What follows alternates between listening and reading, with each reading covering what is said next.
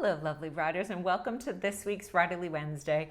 I wanted to chat with you today about something that plagues a lot of writers, and that's all about the uniqueness of your idea. Whether you are writing nonfiction or fiction, that is real life stuff, self-help, development, business books, or you're writing fictional stories, a lot of writers struggle with this idea that their story must be singularly unique. And in fact, for those writing nonfiction books, doing their book proposal, this is something that I've seen a lot. Somebody says, nobody else has done a book like this before. I want to tell you about why that thinking is a trap, not only in creating a book proposal and writing your book, but actually as you're going along writing your book and then pitching it within traditional publishing, or even if you're looking for self-publishing.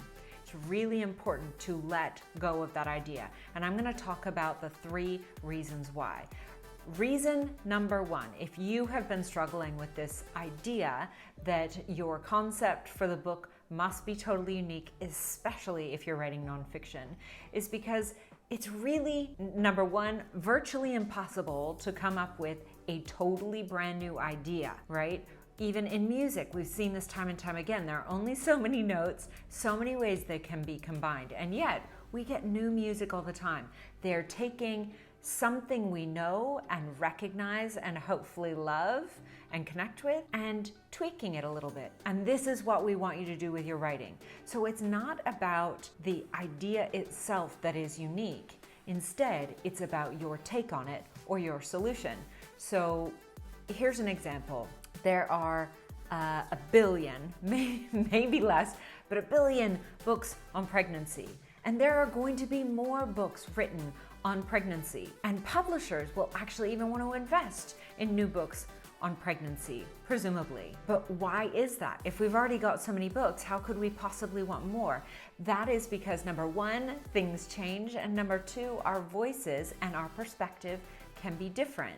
A publisher doesn't want an unknown quantity. As much as you may think that's a selling point, it is true that if you are pitching to an agent or a publisher, they don't want something wholly unique that isn't proven out in the market. In fact, they want to invest in ideas that are proven to already have a readership.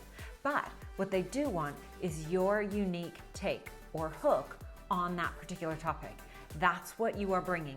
So many writers I run into really get snagged on this idea of being the first to think of something, or they were the first, or people are talking about this problem and I was the first one to talk about this problem.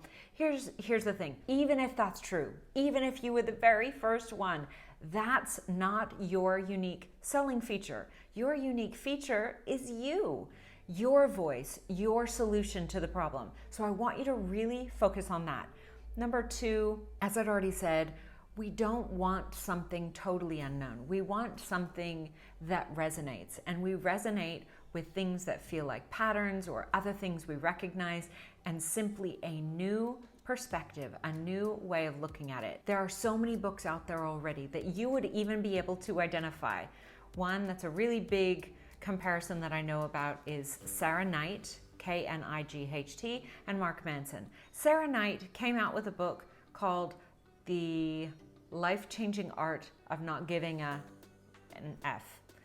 And a few years later, Mark Manson came out with The Subtle Art of Not Giving an F.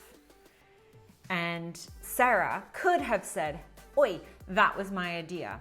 And maybe she did. But ultimately, what else did she do? She kept on writing. She wrote in her voice. She wrote the things that were compelling and interesting and valuable to her, and she has her own readership. That readership is gonna be drastically different from Mark Manson's readership. Now, are both of these people popular and probably doing really well? I'd say yes. But the one thing, just like Sarah Knight did, I don't want you to get snagged on and say somebody else had my idea and they did it better. Maybe Mark Manson made more than Sarah Knight. And yet, the best thing that Sarah did is continue to write, continue to share. And that's what you can control. Stop worrying about what the other people are doing once you've created it, once you've sold it, and worry about getting really, really clear, more and more you in the way that you're sharing your story. This is true for fiction as well. Liz Gilbert, in her book Big Magic, has a beautiful sort of anecdote that she starts to share in the chapter on ownership. I think it's around page 58. And she shares her experience with Anne Patchett and having an idea that she'd already started to develop and grow and write, and then years later find out she didn't finish that one, and years later found out her friend actually wrote what she called the same book. Now, is it exactly the same? Of course not. She even says that in her story. But the main themes, and there were certain like really coincidental things that were in common between each book. And so her premise, her thesis is that ideas float around in the ether. My time as an agent would actually support that. It's amazing the number of times we got in multiple proposals and or full manuscripts that were dealing with the same themes. And the writers themselves may have actually even done some good research and couldn't find what they were looking for out in the bookshops or in the bookshelves in their libraries at that time. And yet, here we were, getting multiple submissions that felt and sounded the same at that time. Does that mean you shouldn't keep going for it? No. In fact, the opposite. Have the courage of your conviction. Know the story you want to tell. Tell it the best way you know how, and then share it with people like that. The truth is, whatever we do in life, whether we're writing or doing something else, what the world really needs is for you to be more you. We're looking for that unique perspective, that unique take that even if you didn't try, you would be bringing simply because you are a unique being. So I want you to relax and let go and shake off all of that pressure to make the idea unique. We know that it's not your idea that gets you from start to finish in a book. It's what message you want to deliver.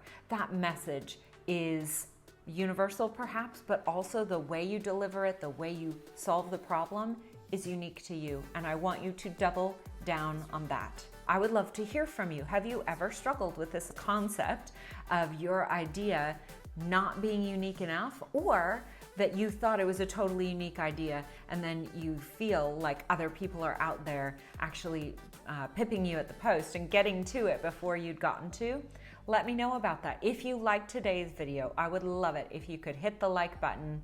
If you don't already, please hit subscribe and that little bell so you get notified every time I upload another video to help you in your writing practice. If you haven't already, please give yourself a little bit of comfort in that you've got one person at least who is ready to hear your story. You've got a story to tell. It's time to tell it. It's your story to tell. And I can't wait to see you on next week's Writerly Wednesday. Bye.